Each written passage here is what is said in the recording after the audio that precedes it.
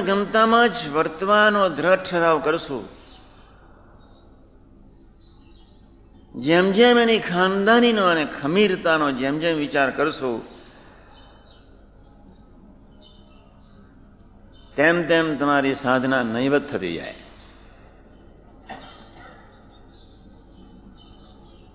પછી સાધનાને સાધકને સાધના જેવું નથી લાગતું. અત્યારે સાધકોના જીવનમાં 4-5 વિચારો એવા વિચિત્ર ઉઠે જ.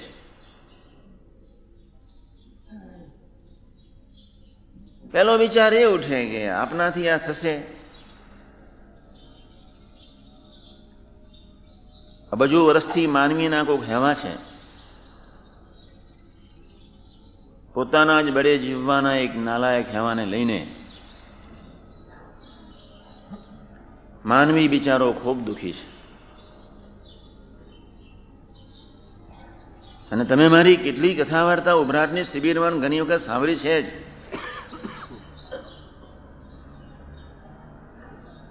સામાન્ય જ રીતે આવા વિચારો ઉઠવાના છે. નહીં થઈ શકે, ક્યારે થશે, શક્ય જ નથી, દોષ સ્વભાવ નહીં ટળે, મારી તાકાત જ નથી, મારી બાહ્ય દ્રષ્ટિ બંધ નહીં જ થાય, હું આમ કર્યા સિવાય રહી શકીશ જ નહીં, મારાથી આવું નહીં જ વર્તાય, મને એવી પ્રીતિ થશે જ નહીં, સ્વામીજી જે કરાવવા માંગે છે એ ટાઈપની મૈત્રી એવા ભગવદીશ્રીની સાથે, એવા પ્રાદેશિક સંતની સાથે થશે નહીં. આવા જે બધા વિચારો છે, એક નિષ્ઠાની ભયંકર કચાશ. ખૂબ ધ્યાન રાખજો.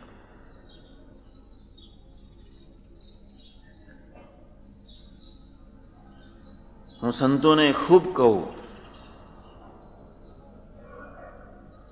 કે આપની ઉપર કેટલી બધી અદ્ભુત પ્રભુની કૃપા થઈ ગઈ,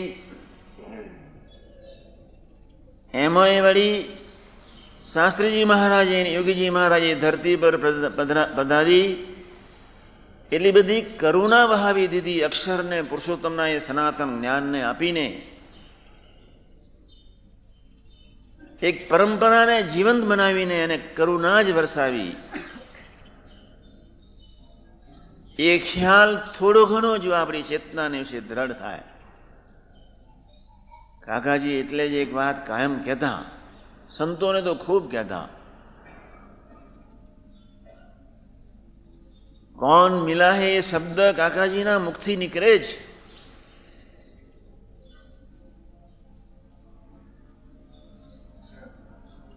સામાન્ય રીતે જ 1959ની સાલમાં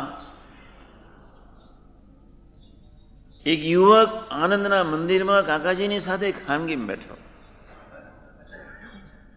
30 મિનિટ સુધી કાકાજી એની વાત સાંભળી. 30 મિનિટ સુધી કાકાજી કાંઈ બોલ્યા નહીં. એક લીટી બોલ્યા,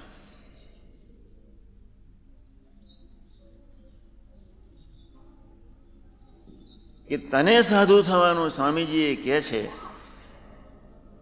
તું જે કહું છું, જે તારામાં નર્યો કચરો પડ્યો છે એ પારદર્શક પુરુષને દેખાય છે ને, દેખ્યા પછી એ તને કહે છે.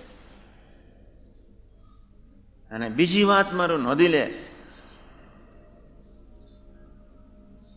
કે જ્યારે વ્યક્તિ જ તને કહેતી હોય, બાપા જ તને કહેતા હોય, તો તારી જવાબદારી કેટલી? તને વિશ્વાસ છે? હવે ન પૂછીશ. પછી કાકાજીએ પૂછ્યું, તને બાપાએ શું કહ્યું? બાપાએ એટલું જ કહ્યું, શાસ્ત્રી મહારાજ બહુ સરસ સમર્થ છે, આપણને સુખિયા કરી દેશે. કાકાજીએ તરત જ કહી દીધું, એ લીટીને વાગોડ્યા કરજે બસ.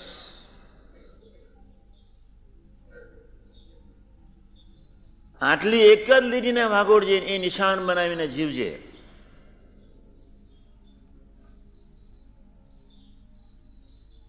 મેં હમણાં જ કહ્યું કે માનવીના અબજો વર્ષના એની ચેતનાના ખોટા એક હેવા છે, એનો આંખ બી નથી બિચારાનો.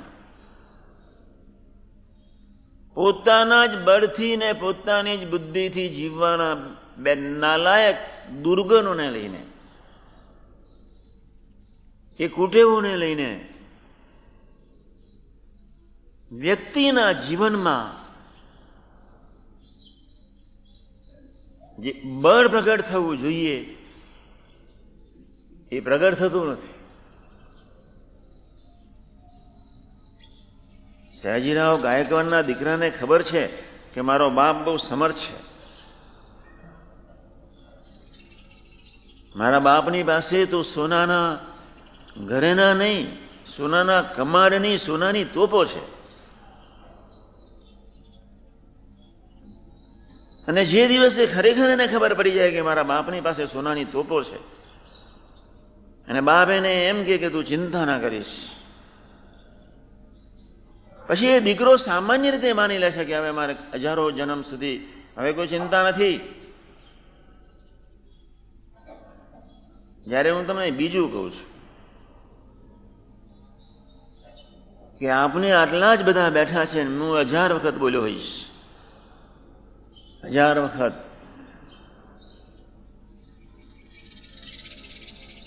પણ તમને એ વાતનો આજે બી વિશ્વાસ સંપૂર્ણ નથી જ. ભગવાન સ્વામિનારાયણની વરદાનની વાતો હું 1000 કરતા ને વધારે બોલ્યો હોઈશ. કરોડ વિશીનું દુઃખ મને આવો, મારા હરિભક્તને નહીં. તમે વિચાર કરજો. હું બોલ્યો છું પ્રભુનું વાક્ય. રામાનંદ સ્વામી પાસે શું માગ્યું? 7 દુકાન પડે પણ મારા હરિભગતને અંદોતને વેર નહીં. પ્રભુએ સંકલ્પ શું કર્યો? કરોડ વિશેનું દુઃખ મને આવો. કેટલી બધી સરસ વાત કરી. સૂઈ રહેવાનું છે, સૂતા આવડતું નથી. સુખપાલમાં બેસીને ભગવાન ભજવાનો જ અદભુત સમય મળ્યો છે. પપ્પાજીની સનાતન સૂત્ર બહુ સાચું છે. સુખપાલમાં બેસીને હિંડોળા ખાટે બેસીને હિંચકાવનાર બી જુદા ને થાળ બનાવનાર બી જુદા ને થાળ પીરસનાર બી જુદા. અને પપ્પાજીની સૂત્ર બ્યુક ગાડીને તાજમહાલ હોટેલ.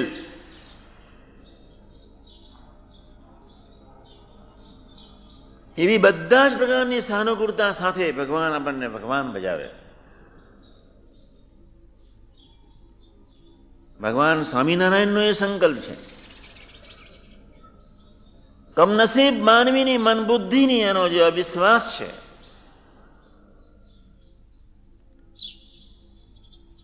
જેમ જેમ તમે જીવન જીવતા જશો તેમ તેમ એક યુદ્ધ શરૂ થવાનું.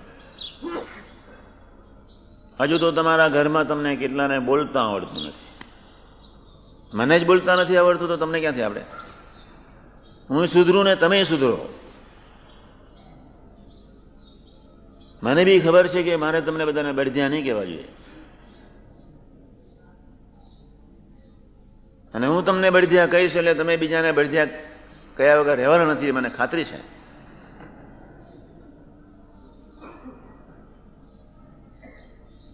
પહેલું તો મારે સુધારવાનું રહ્યું.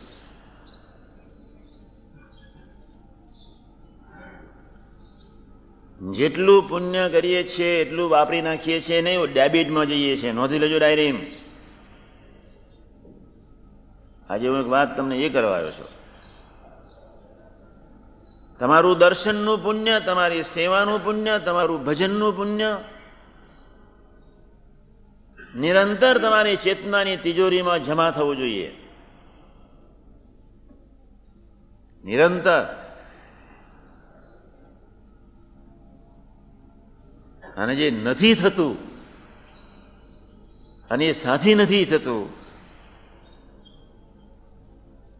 એ આપણે બધા એ અંતરથી વિચારી લેવાની જરૂર છે.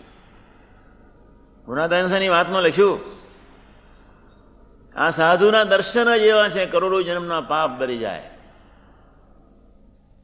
આ સાધુના દર્શન જ એવા છે કે બીજું જોવાનું દિલ ન થાય.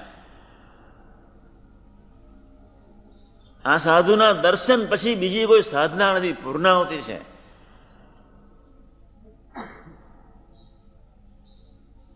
ગુણાદાન સ્વામીની વાતમાં સ્વામીજી લખી નાખ્યું, આવા નવા અક્ષરધામમાંથી આવ્યા છે એવું મનાય તો કરવાનું કાંઈ બાકી નથી. ઘારીને દૂધપાક જ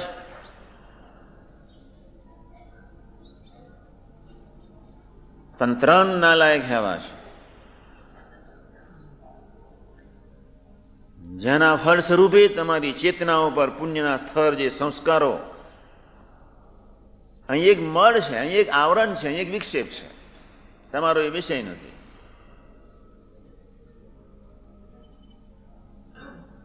અથવા એનો બીજો અર્થ અહીં નર્યો કચરો છે, ગંદકી છે. અથવા એનો